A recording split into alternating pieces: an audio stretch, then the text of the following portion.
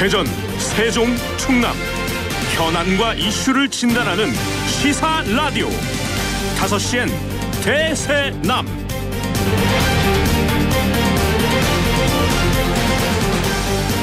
안녕하십니까, 김현선입니다. 국가 발전의 중심축을 지역으로 전환하겠다. 이번 주 초 한국 뉴딜 정책 전략회의에서 문재인 대통령이 얘기한 핵심 메시지이죠. 지역을 중심으로 한 뉴딜 정책으로 수도권에 집중된 경제력을 골고루 분배해서 결국은 국토균형 발전을 이루겠다라는 정책의 목표와 의지가 담긴 메시지입니다. 이 자리에서 또 화두가 된 단어가 바로 메가시티입니다. 권역별 초광역 도시를 만들어서 경쟁력을 확대해 나간다라는 이야기인데 이미 다른 지역에서는 이 같은 논의가 시작이 됐죠. 대구 경북은 공론화위원회까지 결성해서 분리된 지 40년 만에 다시 통합을 얘기하고 있고 특별자치도를 만들자면서 논의가 구체화되고 있는 상황입니다. 광주 전남도 마찬가지고요. 우리 지역은 허태정 대전시장이 지난 8월에 세종시와 행정통합을 제안하면서 불을 지폈습니다만 이 생활권과 경제권 통합 등 구체적인 계획은 현재까지 나오질 않고 있습니다. 지금까지는 선언에 불과한 그런 수준의 논의이죠. 이제는 제안 수준에 그친 이 충청권 초광역화를 실질적인 논의 단계로 끌어올려야 한다라는 그래서 지적이 나오고 있습니다. 생활권과 경제권 통합을 기반으로 해서 파이를 더 키워나가야 한다 이런 주장이죠. 물론 그 과정이 장밋빛 그림만 그려지는 것은 아닙니다. 광역화 과정에서 자리 문제에 또 부딪히게 될 것이 뻔하고 이해관계가 충돌하면서 지역 간 불필요한 또 갈등을 양산할 수 있다. 이런 우리의 목소리도 간과할 수 없는 부분이긴 합니다. 하지만 수도권 과밀화 상황에서 국가균형 발전은 이제 시대적 과제가 됐습니다. 우리 지역도 혁신도시를 시작으로 행정수도 완성 그리고 광역화 통합 논의까지 대전과 세종을 넘어서 충남북이 함께 논의의 출발선에 서야 한다라는 목소리에 이제는 좀 귀를 기울여야 할 때가 아닐까 싶습니다. 과연 어떤 방안이 도움이 될지 지금부터라도 심도 있게 논의하고 또 공론화해야 하지 않을까라는 생각을 해봅니다. 10월 16일 금요일 5시엔 대세남 시작합니다.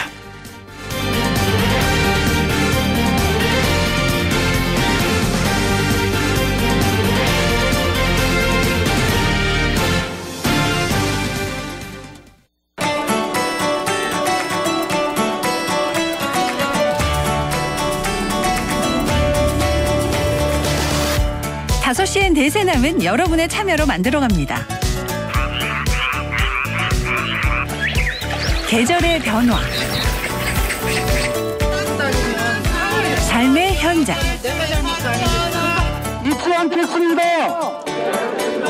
함께하겠습니다. 전하고 싶은 이야기를 소리로 만납니다. 여러분의 일상을 소리로 보내주세요. 단문 50원, 장문 100원의 유료 문자 샵 2309 페이스북과 유튜브, 카카오톡에서 함께하실 수 있습니다. 지금 참여하세요.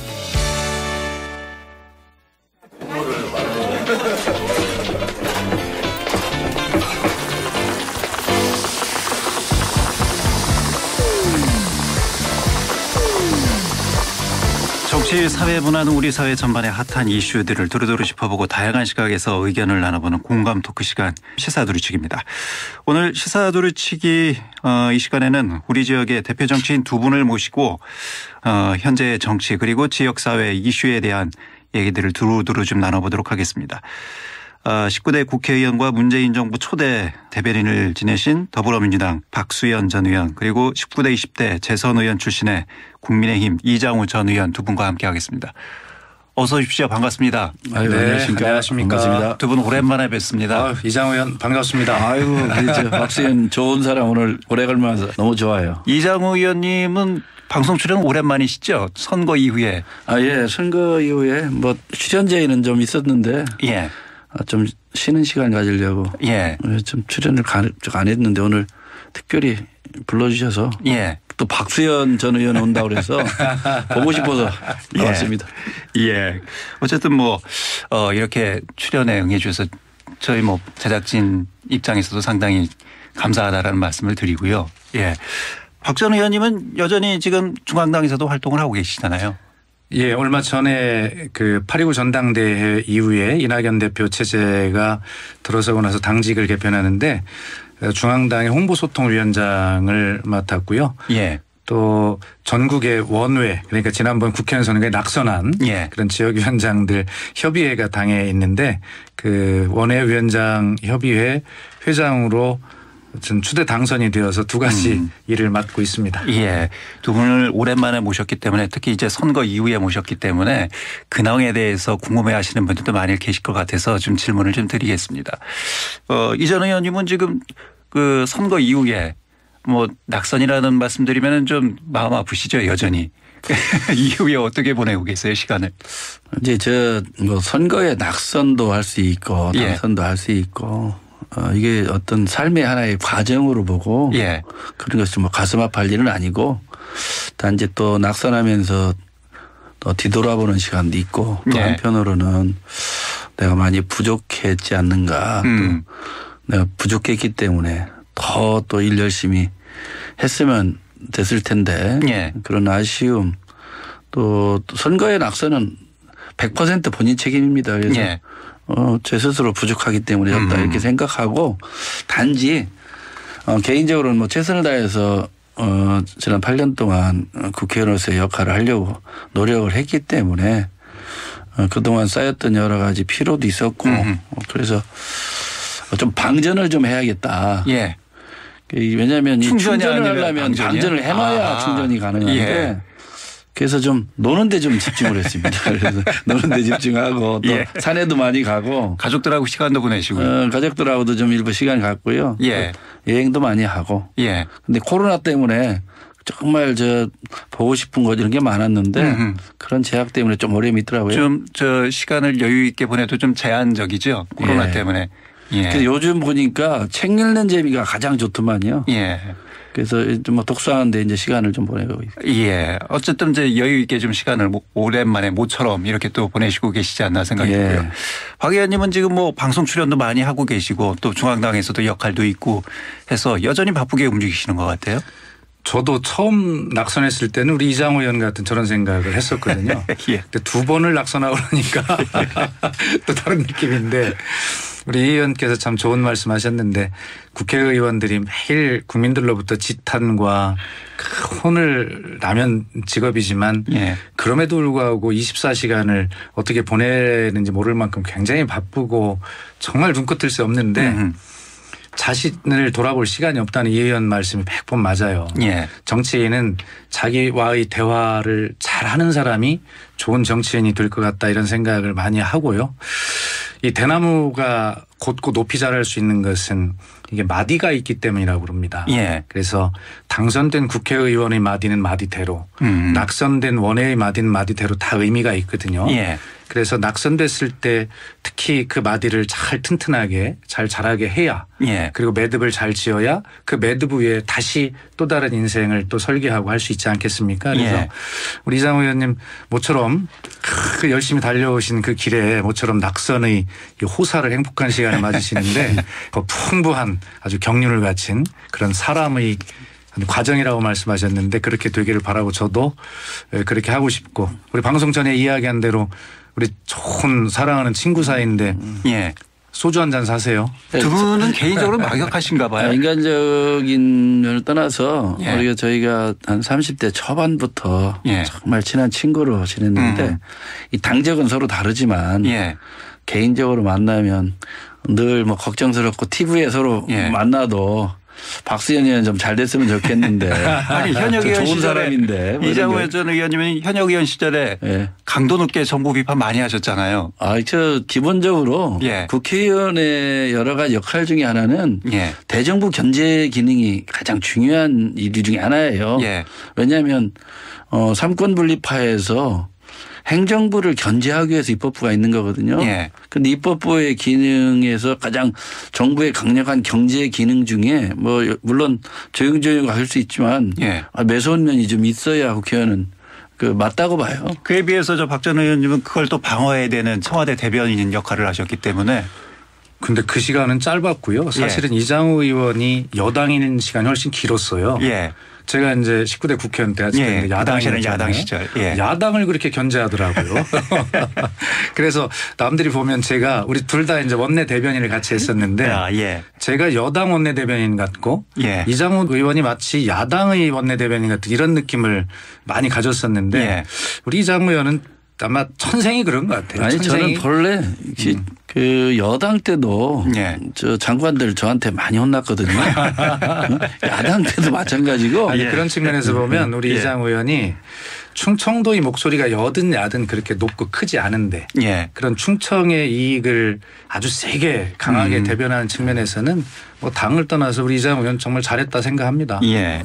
저 우리 박수현 의원의 저 온화한 성품, 예. 또 인간적인 매력, 많은 사람들한테 정말 칭찬 많이 받고 예. 좋아하는 성품도 저는 좋아하고 예.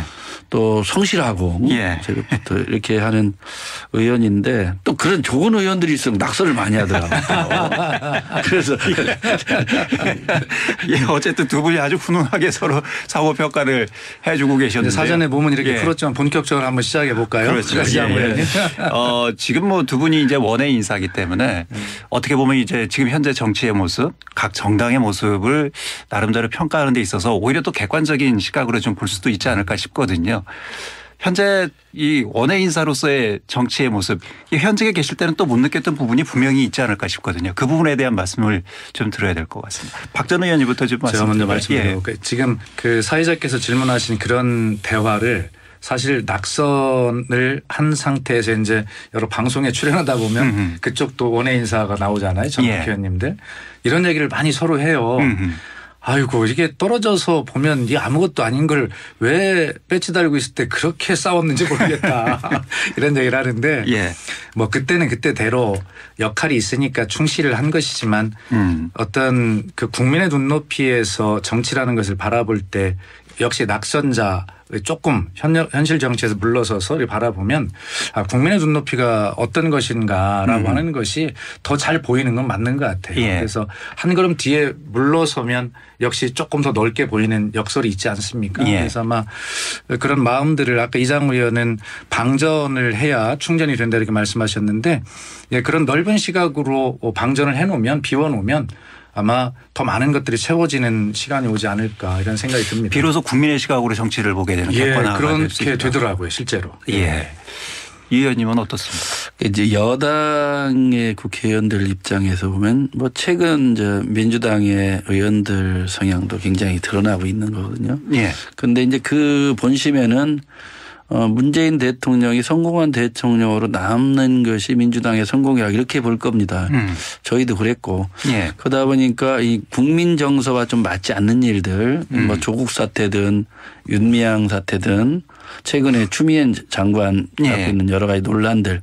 그런데 일반 보통 국민들이 보면 참 나쁘거런 일들이 많거든요. 그런데 이제 그런 것들에 대해서 적극적으로 방어하는 모습 그건 과거에 우리 당에도 마찬가지고 그런 것들이 한쪽에서는 그냥 성공한 대통령을 만드는 거 또 그래야 뭐 재집권도 하고 이게 성공할 수 있다 이렇게 판단을 해서 방어도 하고 뭐 하는데 예. 사실은 뒤돌아보면 그런 것들이 당에 독이 되고 정권에 독이 돼서 결국 민심을 잃게 되는 이런 상황이 아니었을까 싶어요. 그래서 예.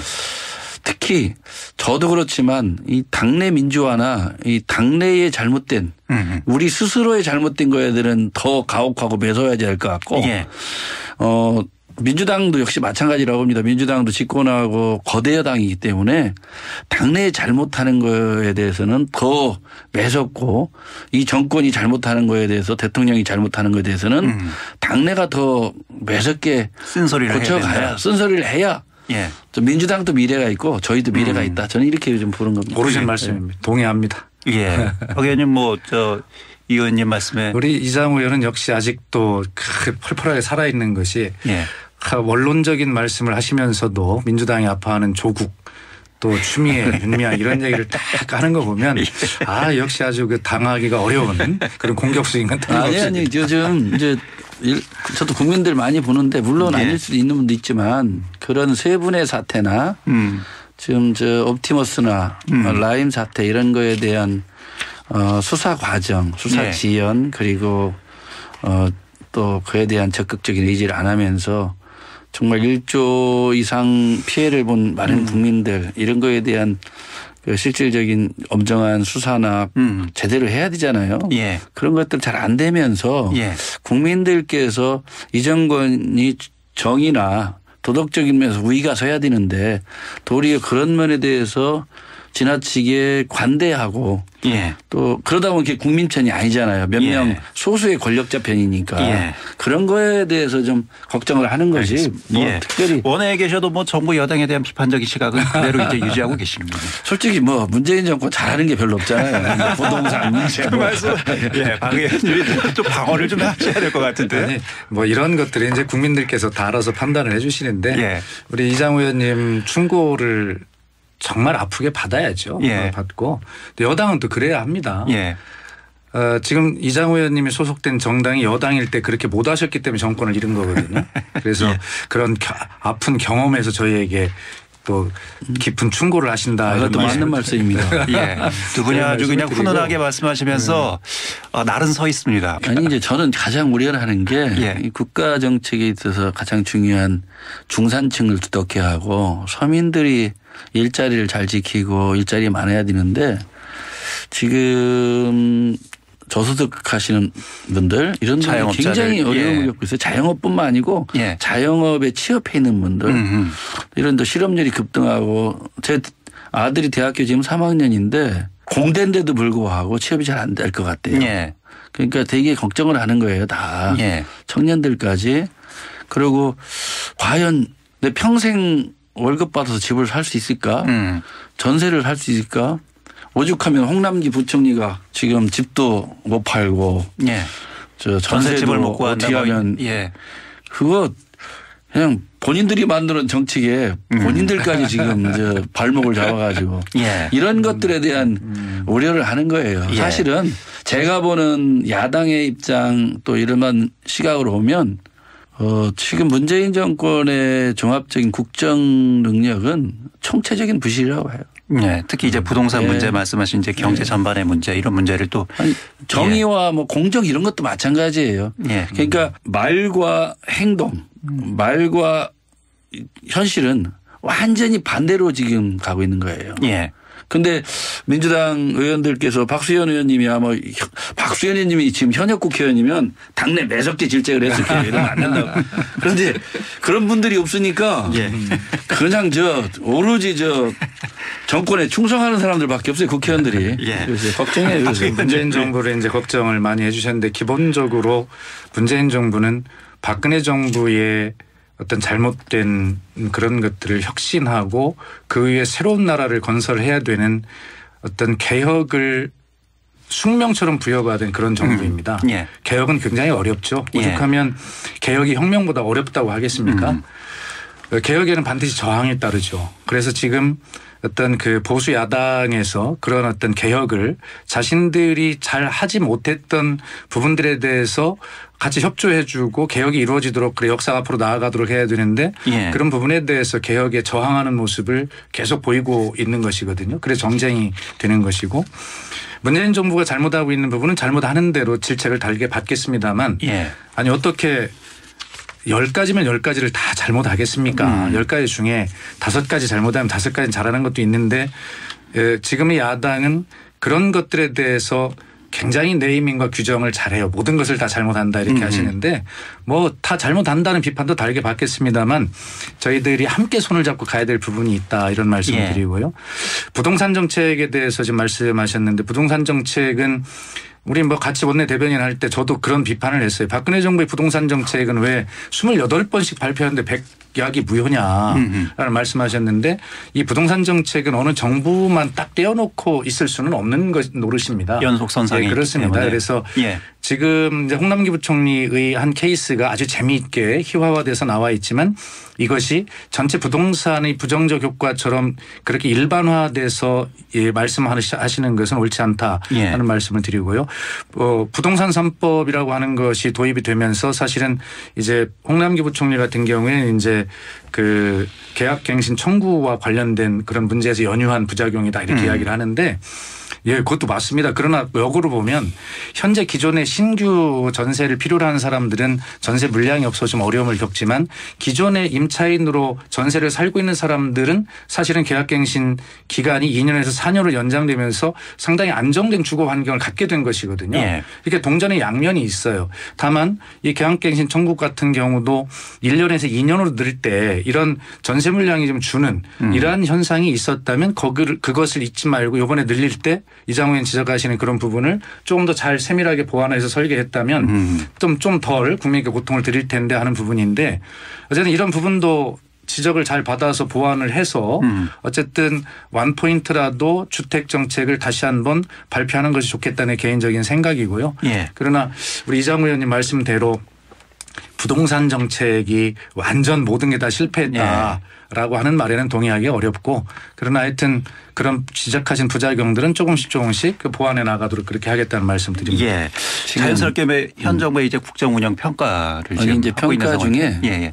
잘한 게 없다 이렇게 하는 거에 대한 우리 박수현 의원님 예. 말씀이 그래 잘한 게 있다고 하는데 코로나 방역은 잘한 어떻게 게 하나 생각할까? 있답니다. 약속 지키는 거. 한 번도 경험하지 못한 나라 만드는 건 확실히 약속을 지켰다. 이게 지금 국민들의 의견입니다. 이게 약속을 지킨 건 한 번도 경험하지 못한 나라를 만드는 것만큼은 확실하게 약속을 지켰다. 그러니까 이장우 의원님이 좀 큰 정치인이 되려면 그런 말씀하는 국민들을 전체 국민으로 보지 말고 그런 국민들 외에 다른 말씀하는 국민도 있다. 이런 폭넓게 국민을 좀 바라보면 더 큰 정치인이 될 것 같아요. 아니 현 정부의 정책 평가에서 그러면 코로나 방역과 관련해서 이장우 의원님은 어떻게 평가하세요? 이건 코로나 방역은 세계적으로도 많이 호평을 지금 받고 있는 그런 상황인데 대한민국이 코로나 방역 문제에서 정부의 역할을 뭐 나쁘게 평가할 수는 없다고 봐요. 예. 저는 그렇게 보고 부분이 인정하고 단지 초기에 좀 정부가 우왕좌왕한 문제 또 지금도 1단계 2단계를 풀었다 쪼였다 그러는데 지금 이게 경제 문제도 얽혔다 보니까 그런데 그 정책이 좀 일관성이 좀 있어야 된다고 봐요. 지금 일부 풀었다가 다시 악화되고 뭐 이런 경우 아니고 실질적으로 이제 마스크 문제나 지금도 강화했습니다만 사실 대한민국 국민의 어떤 그 의식 수준이나 국민의 어떤 선진화의 수준이 대한민국 방역이 이 정도 수준에 왔다고 저는 봐요. 오히려 국민의 힘이 더 크다. 그리고 국민들의 힘이. 우리 대한민국의 의료 수준 이게 굉장히 뛰어난 수준이라고 봐요. 그래서 그런 헌실한 분들에 대한 노력 이런 것들이 결합돼서 지금 현재 이 정도 상황을 지키고 있는데 이 언제든지 뚝이 무너질 수 있거든요.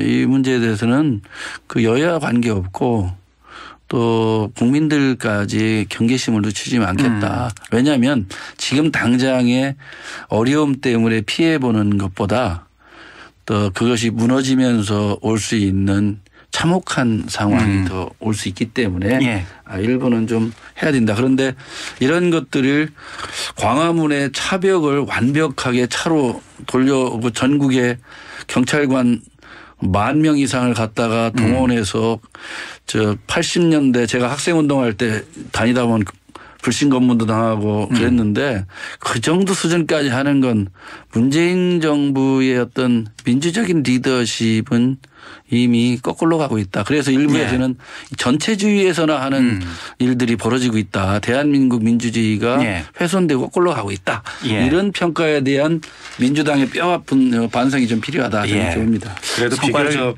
코로나 방역에 대해서 이장우 의원님께서 후한 점수를 주신 것 같습니다.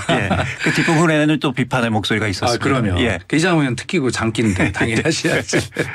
그런데 이장우 의원님 말씀대로 이 코로나 초기에 정부가 좀 우왕좌왕하는 모습 보인 거 사실이죠. 또 마스크 대란도 사실이고. 그런데 아시다시피 코로나19는 한 번도 인류가 겪어보지 못한 초유의 감염병 아니겠습니까?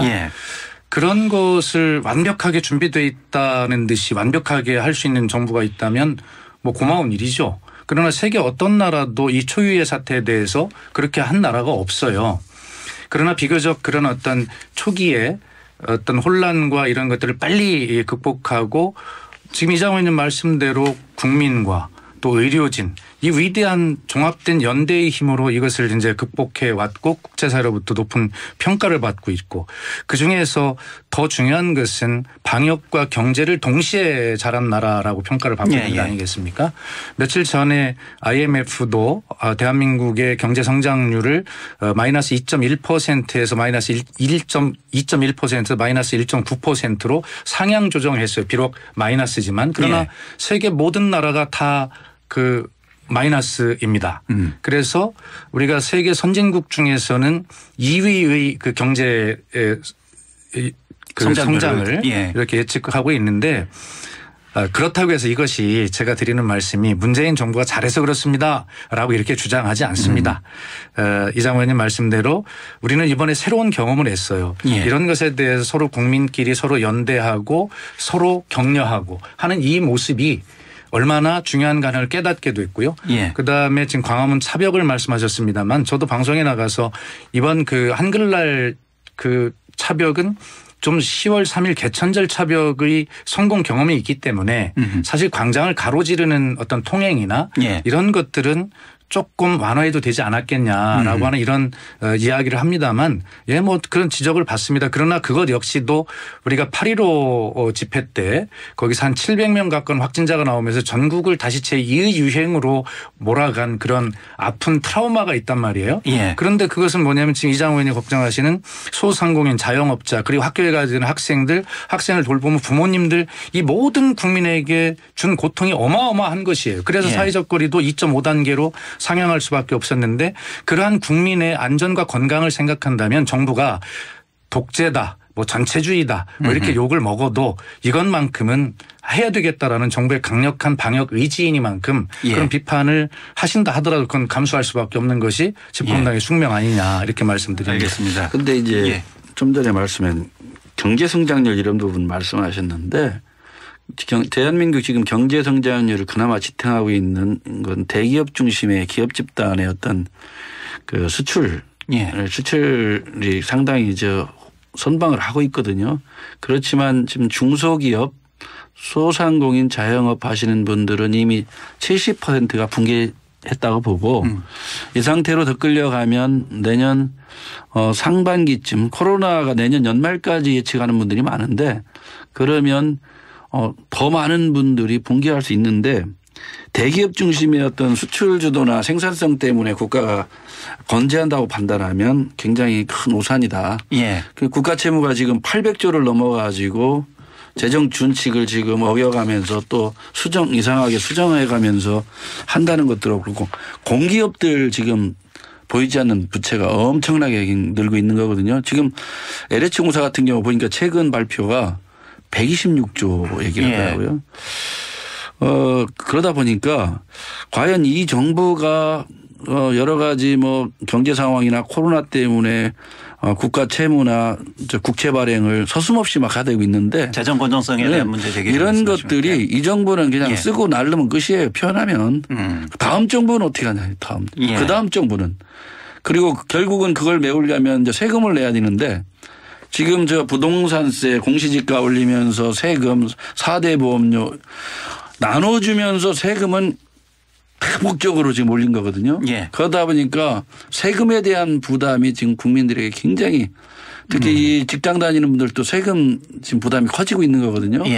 그래서 저는 반대로 국가의 기능이 좀 더 방역이나 외교 안보 부분은 강력하게 하더라도 경제 부분 이런 것들은 자율성과 또 한편으로는 정부가 개입하는 것을 최소화하는 작은 정부론 시장 중심에 세금도 이제 보수 쪽에서는 저는 반대로 세금을 내려야 된다. 일부 대기업군에 돈을 많이 버는 기업들 빼고는 법인세, 부가가치세, 이걸 내려줘야 되는데 이걸 더 올리고 있으니까 지금 더 어려운 거죠. 그런 어려움이 그렇게 되면 이제 또 복지 예산이 상당히 부족해질 수 있는데. 그러니까 복지 예산도 지금 얘기 들어보니까 예산들을요. 그 국채 발행해서 줬는데 지금 못 쓰는 예산이 태반이랍니다. 이걸 어떻게 할 거냐. 그런 부분은 잘 점검을 해보도록 하겠습니다. 이장호 의원께서 이제 경제를 말씀하시면서 두 가지를 얘기하셨어요. 재정 건전성과 그다음에 대기업의 경제 비중 이런 것들을 말씀하시면 세금까지 말씀해 주셨는데 우선 재정 건전성을 말씀을 드리면 우리 속담에 호미로 막을 일을 가래로 막는다는 이야기가 있습니다. 예. 지금 현재 재정 건전성은 우리나라가 세계 1위입니다. 그리고 재정 준칙이 우리나라가 60%를 원래 재정 준칙 기준으로 삼고 있는데 국채 비중 넘으면 안 된다는 권고 사항이죠. 그런데 이 재정 준칙이라고 하는 것이 이장호 교수님 잘 아시겠습니다마는 이것이 그렇게 무슨 근거가 있는 것도 아니고 뭐 아니에요. 예. 그리고 이 국가부채라는 것이 미국이나 일본 같은 서구 유럽 선진국들도 대개 200%를 넘습니다. 예. 그런데 우리가 지금 이제 이번 코로나 때 긴급 재난 지원금이나 추경 이런 것들을 하면서 38%대 42, 3%대 예, 40% 좀 간 넘게. 것이죠. 예. 그렇죠. 그런데 우리가 원래 60%를 그 재정 준칙 국가부채를 좀 생각한 건 뭐냐면 우리가 연금 고갈과 예. 그다음에 어떤 통일기금 뭐 예. 이런 것들을 준비하기 위해서 이제 그렇게 한 것이거든요. 예. 그래서 현재 걱정하시는 이 재정 건전성의 문제는 세계 1위로 아직도 굉장히 여유가 있다. 그리고 지금 급할 때 이 어떤 국가 경제 주체인 뭐 중소기업, 소상공인 이런 분들의 급한 숨통을 뚫어주지 않으면 결과적으로 이장호 의원님 말씀 이분들이 쓰러지면 다음 정권에서 뭐 정권 교체를 하시든 그분들 어떻게 살릴 거예요. 예. 그렇기 때문에 지금 걱정하시는 재정 건전성은 약간의 걱정은 있지만 지금 하지 않으면 나중에 이것을 가래로도 못 막는 경우가 있다. 이런 말씀을 드리고 싶고요. 다만 지적하신 대로 그 소중한 혈세를 세는 곳이 없도록 중첩되지 않도록 잘 쓰는 문제는 아픈 충고로 잘 받아야 된다고 생각하고 좀 살펴보도록 그렇게 하겠습니다. 그다음에 한 가지 예를 들면 우리나라 자동차 수출이 이 코로나 중에도 23%가 증가했거든요. 예. 그것은 왜냐하면 우리나라가 최초에 중국에서 바이러스가 들어올 때 왜 국가를 통제하지 않느냐 뭐 이런 주장을 야당에서 했지만 저희는 지금 글로벌 시대에 통제해서 살 수가 없다. 그러므로 원칙을 가지고 말씀대로 그렇게 해왔어요. 그렇기 때문에 우리 수출이 막히지 않은 겁니다. 그러나 외국에서는 초창기에 뭐 이탈리아나 뭐 독일이나 이런 나라들이 뭐냐면 전부 봉쇄에 가까운 조치들을 했어요. 그러다 보니까 수출이 안 되는 겁니다.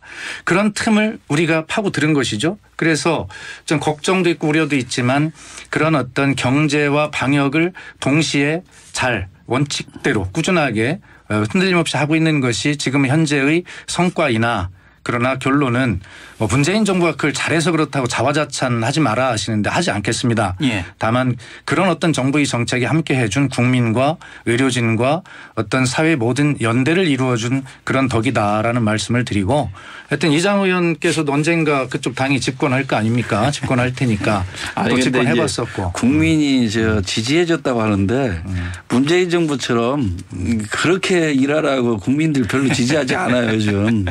그러니까 대한민국 예를 들어서 경제가 뭐 지금 말씀하시는데 그건요 현대자동차 그룹이 수출을 많이 하는 건 현대자동차 그룹의 구성원들의 어떤 혁신과 창의적인 노력 이런 것들이 바탕이 돼서 그 자동차 브랜드가 좋아져서 수출이 늘어나는 거지 문재인 정부가 현대자동차한테 도와준 게 뭐가 있어요. 아니 그런 얘기가 그러니까 아닙니다. 그런 일들을 정부 차원에 잘 된 걸로 하는 건 말도 안 되는 거고 요즘 요즘 국정감사하면서 통계청 하는 거에 대해서 옥신각신 많이 하잖아요. 그 문재인 정권이 잘못한 통계 수치는 다 감추고 유리한 건 다 내놓고 그러니까 이게 이 정권이 국민들이 이렇게 얘기하는 게 앞에 바라보고 웃고 있는 모습과 뒤가 완전히 다르기 때문에 이 정권의 도덕적 양면성 공정의 양면성 이런 것들이 최악의 정권이다. 그래서 표현을 얘기하면 제가 들은 많은 얘기들은 역대 최악의 정권이다. 역대 이 정권을 담당하고 있는 지도층 권력자들이야말로 가장 국민 정서에 저 반대쪽에 서서 예. 앞에는 환하게 웃으면서 뒤에서는 다 딴짓하고 있는 사람들. 예.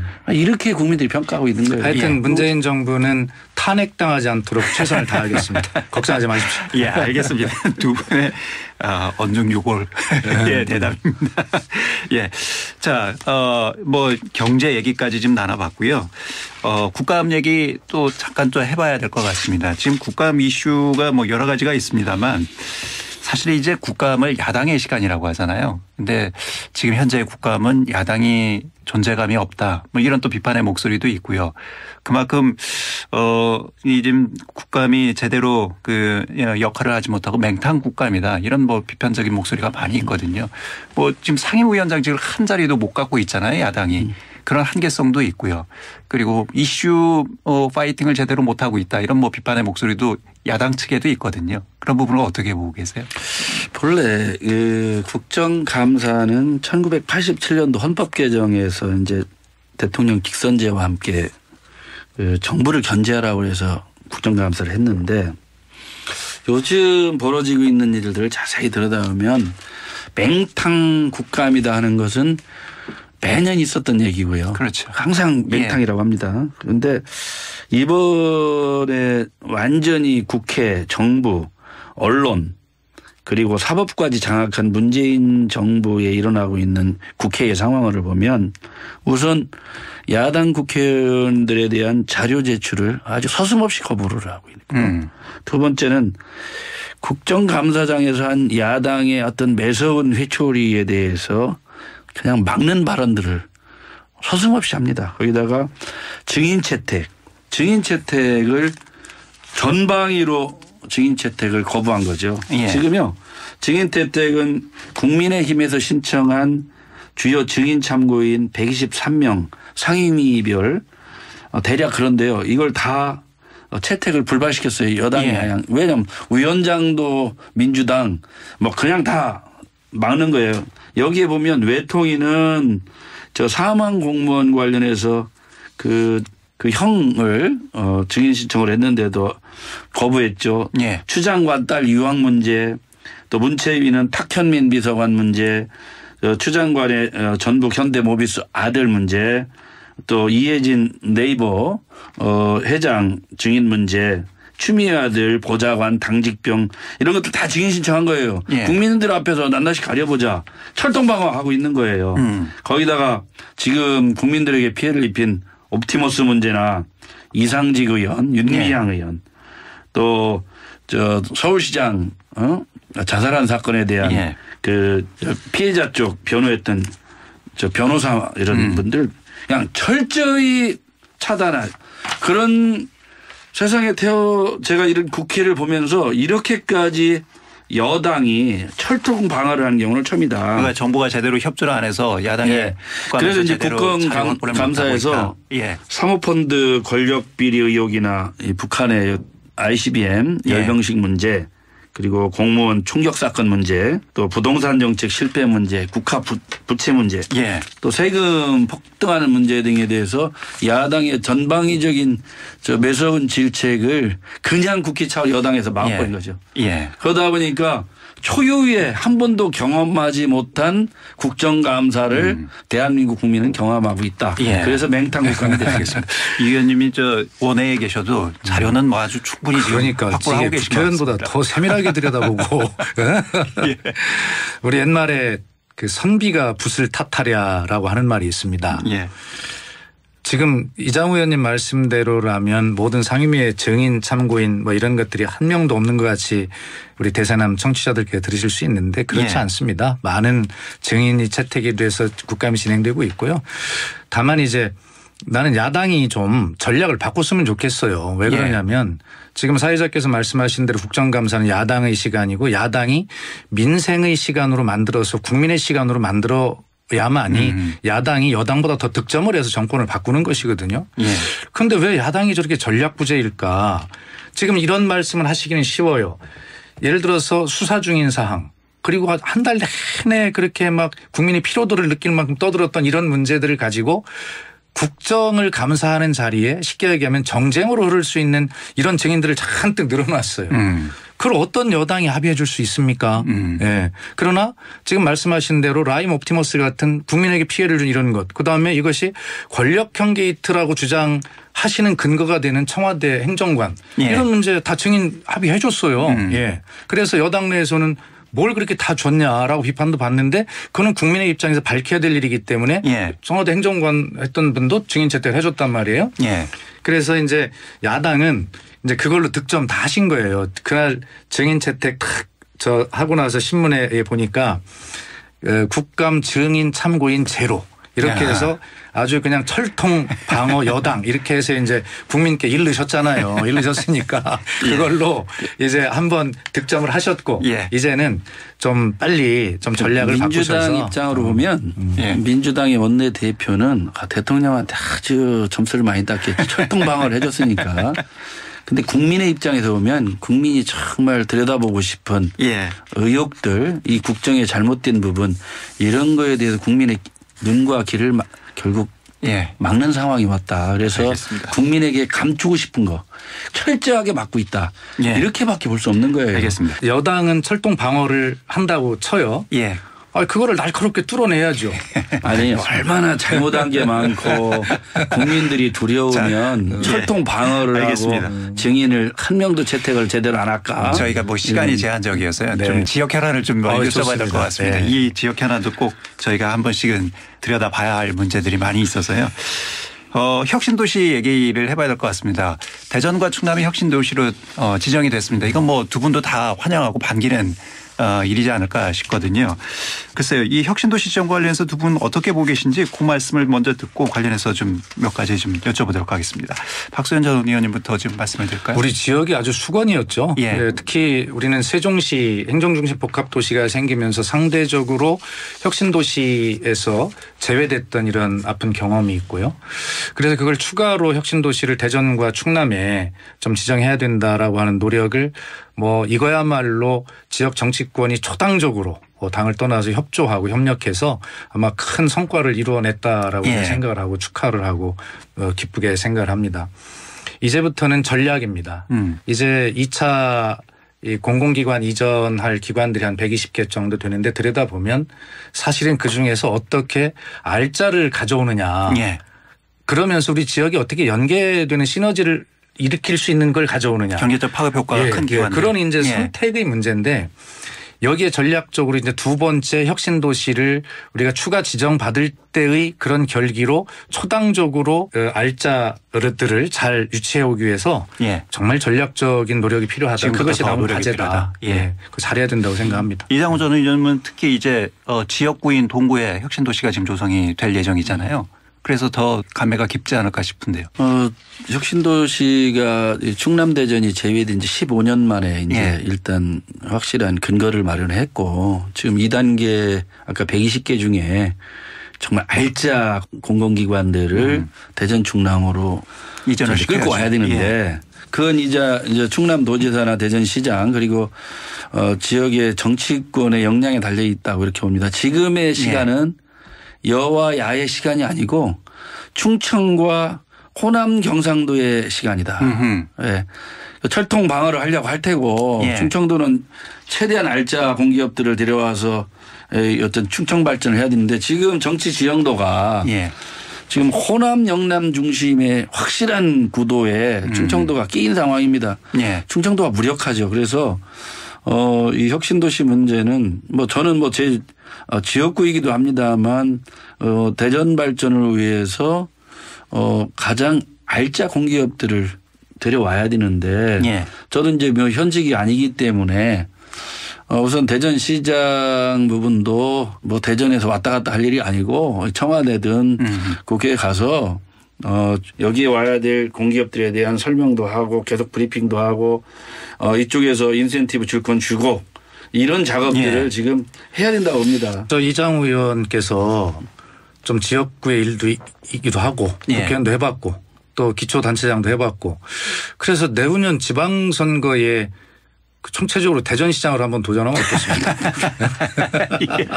우리 뜬금없는 말씀이. 박수현 의원이 참 재밌는 분이에요. 그래서 지금 당장 방전하고 있는 사람한테 불필요한 말씀을 하셔가지고 오해를 받지 않도록 해주세요. 아, 오해를 받습니까? 그러면 일단 아니 지역의 혁신도시를 좀 뭐든지 잘하자는 제가 해보니까 준비가 안 돼 있는 사람이 자리를 맡으면 그 도시가 불행하기 시작한 겁니다. 그래서 방심법으로 들여다보면 말씀이 길어지시면 괜한 또 오해가 있을 수 있으니까요. 대신에 그런 거 말고 들여다보면 혁신도시 기업유치부분이나 민주당이 집권당인데 특히 호남 지역 또 호남 지역 의원들 굉장히 저항이 셀 거예요. 충청도에 알짜 공기업들 가는 거에 대해서 저 2단계 저 호남 지역이든 경상 이미 갈 거 다 갔어요. 뭐 LH공사, 토지공사, 한전 다 갔고 남은 거 중에 알짜는 무조건 충청도가 최우선이어야 돼요. 그런데 그거 못 막으면 저 집권 여당 민주당은 아마 충청도에 와가지고 제가 앞으로 지켜볼 겁니다. 이 민주당에서 과연 이 충청도의 알짜 공공기관을 서슴없이 내줄 수 있는지 저는 지켜보고 그거 안 하면 민주당은 저 충남 대전에서 아예 철수를 해야 돼요. 우리 이장우 의원이 저렇게 아주 그 프레임 자른데 선수라니까. 네? 우리 충청의 정치인들이 힘을 합쳐서 유치하자고 하는데 중앙정부에서 마치 내려주는 것처럼 그렇게 프레임을 탁 짜가지고. 아니 이제 이게 중요한 알겠습니다. 결정에 영향력을 미치는 청와대 같이 노력하십시다. 이게 어쨌든 뭐 초당적으로 지역 차원에서는 협력할 사안이고 지역의 모든 자원 그리고 지역의 모든 뭐 시민이나 정치인들 다 같이 하순위해서 이 부분을 저 힘을 모아야 하지 않을까 생각이 특히 듭니다. 박수현 의원님이 청와대 대변인 하셔서 이 정권의 역할을 했잖아요. 그래서 박수현 의원께서 청와대에 가서 대통령 면담을 하셔서 저 충청권의 알짜를 대전하고 충남에 배치하는 것이 옳다는 것을 청와대 핵심 관계자들한테 피력하고 이런 것들이 각 저 부처에 특히 국토교통부에 전달되고 이러면서 2단계 할 때 영향력 줄 수 있도록 하는 것도. 박의원님께 아주 무거운 짐을 또 이렇게 주시네요. 이장우 의원 친구 우리 정치인 국회의원이 주신 짐을 기꺼이 받아야죠. 받아야 됩니다. 그게 집권당이 가진 숙명이니까. 알겠습니다. 야당도 많이 도와주시기 바랍니다. 박수현 의원님의 그런 친화력은 가능하리라고 알겠습니다. 행정수도 짧게 좀 얘기해야 될 것 같습니다. 행정수도 얘기 뭐 민주당에서 얘기를 꺼냈습니다만 지금 에드볼로는 떠 있는 상황인데 논의가 그렇게 활발하게 진행되고 있는 것 같지는 않습니다. 그 이유 중에 하나가 이제 야당이 적극적으로 이 문제와 관련해서는 논의에 참여하고 있지 않는 상황인데 현재 상황을 어떻게 보시고요 또 어떻게 전망하시는지 들어야 될 것 같습니다. 지금 이것은 야당의 참여 뭐 이런 측면보다는요 이렇게 봐야 됩니다. 과거에 우리가 그 세종시를 만들려고 할 때 원안사수 막 투쟁도 하고 했지 않습니까? 그때와 지금은 상황이 달라졌어요. 그때는 이 세종시를 우리 충청권이 총 단결해서 충청의 문제로 봤는데 지금은 세종시를 만들어 놓고 보니까 뭐 대전은 대전대로 인구 뺏기고 충남은 충남대로 뺏겨서 별 도움이 안 된다는 상생이 안 된다는 이런 의식이 생기기 시작했어요. 지역 내에서도. 전국 단위로 확산해 놓고 보면 다른 지역의 국회의원들 세종시 와서 전망대 구경시켜 주잖아요. 야 이제 저 충청도는 더 예산 달라고 하지 마. 이거 가져갔는데. 이런 인식이 중앙정부는 중앙정부대로 지역 내는 지역대로 이런 상황이 있는 거예요. 이게 혁신도시하고도 연결이 되죠. 그러면. 그렇기 때문에 그 행정수도를 완성하자라고 하는 표현도 완성으로 쓰지 않습니까? 완성으로 쓰는데 그 전략을 어떻게 해야 되냐면 그래서 이것을 전국의 국가 균형 발전 전략의 한 부분으로 n분의 1로 우리가 조용하게 접근해야지. 야, 우리 이건 뭐 새로운 뭐 국토 균형 발전 핵심이야. 뭐 여기 잘해야 돼. 다 협력해. 이런 식으로 돼서는 누구한테도 협력을 끌어낼 수가 없어요. 지나치게 여론화하면 불이익을 받을 수 있다. 그래서 민주당에서 이 TF를 만들 때 행정수도 완성 및 국가 균형 발전 TF로 하거든요. 그래서 다만 그 이름을 행정수도 완성이라는 거 앞에 딱 넣은 것도 큰 성과인데 전국의 국가 균형 발전의 그런 틀로 말씀하신 대로 혁신도시를 새로 또 추가하는 이런 어떤 그런 것 속에 세종시 완성이라는 것이 n분의 1의 과제로 들어가 있어야 대전 충남의 협력을 끌어낼 뿐만 아니라 전국에 있는 다른 지역의 협력도 끌어낼 수 있다. 그래서 너무 우리 것만 최고라고 강조하지 않아야 되는 그런 상황의 변화가 온 겁니다. 그런 걸 아주 전략적으로 잘 접근해야 된다고 생각해요. 박 의원님의 전략에 대해서 의원님은 어떻게 생각하세요? 맞는 말씀이에요. 맞는 예. 말씀인데 이제 행정수도 문제나 이런 분들이 헌법상 여러 가지 문제가 있기 때문에 예. 사실 이 어떤 국면 전환용이나 선거 앞두고 항상 여러 가지 발표들이 해왔거든요. 그래서 저는 가장 우려스러운 것이 세종시 문제를 선거 때마다 이슈화해서 그러면 이제 세종시는 영원한 불패가 되는 겁니다. 왜냐하면 선거 때마다 추가로 뭐 해주겠다 이런 상황이 올 수 있으니까. 근데 이제 저는 제가 세종시를 바라보면서 무슨 생각하냐면 대전과 충청의 어떤 결합되어 있는 세종시를 통합을 말씀하시는 건가요? 그래서 저는 대전 세종을 통합해야 된다고 2년 전부터 얘기를 했어요. 예. 대전 세종을 통합해야 대전도 부족한 기업용지나 이런 것도 할 수 있고 서로 경쟁 안 하면서 광역권 교통계획이나 다 할 수 있거든요. 예. 그래서 이제 충청의 이런 전체적인 놓고 볼 때 단지 하나 좀 아쉬운 게 뭐냐면 지금 판교나 동탄 신도시 이런 데 보면 벤처기업 막 이런 예. 벨트가 지금 쫙 그렇죠. 흐르고 있어요. 예. 그러니까 충청권에 기업하는 분들이 대전 충남으로 올려고 안 해요. 그러니까 이 정부가 지역 발전을 위해서 수도권 규제 완화 그리고 기업들 벤처기업들 이런 것들을 지방으로 육성할 수 있도록 적극적인 정책을 해줘야 되는데 예. 그걸 안 하면서 지금 수도권 경기 남부 지역으로 그냥 벤처기업 기업들이 계속 몰려가고 있거든요. 왜? 그리 가야 미래가 있으니까. 예. 그래서 특히 이 세종시나 이 충청권 발전을 위해서 저는 수도 문제도 있지만 이 지역에서 부가가치를 창출하고 일자리를 만들 수 있는 이런 정책을 이 안에 확실히 담아내야 된다.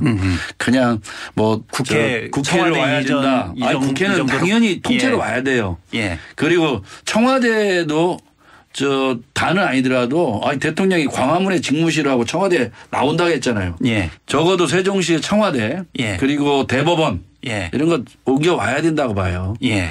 뭐 대학 얘기를 하는데 대학은요 복잡한 게 동문들 뭐 이게 복잡해요. 그렇죠. 그런데 정부기관은 와야 돼요. 예. 그래서 이장우 의원님 지금 말씀에 짧게 붙이면 예.